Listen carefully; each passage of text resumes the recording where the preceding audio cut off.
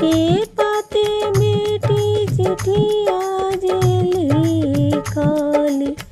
से हो चिठिया पापा जी के हाथ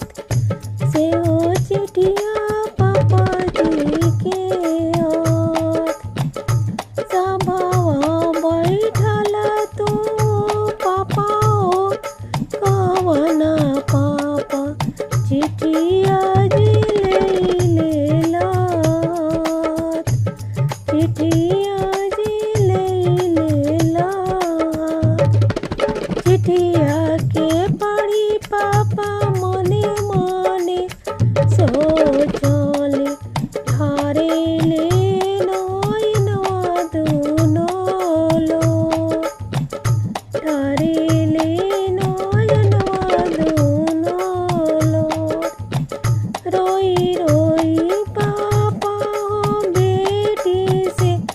कहेले इतना बेटी लिखलू बियो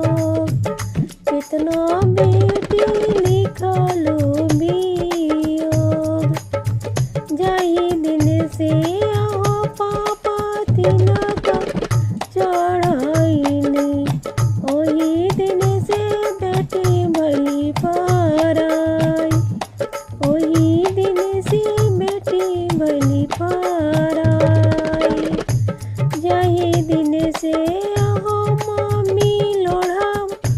ओ मावालो ओही दिन से बेटी भली पाराई ओही दिन से बेटी भली पाराई जाही दिन से आओ भैया बनिया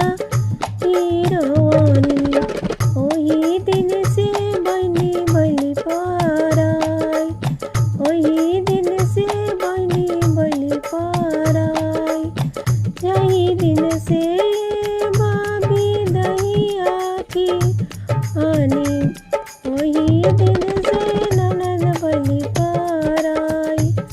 ओही दिन से ननद भली पाराई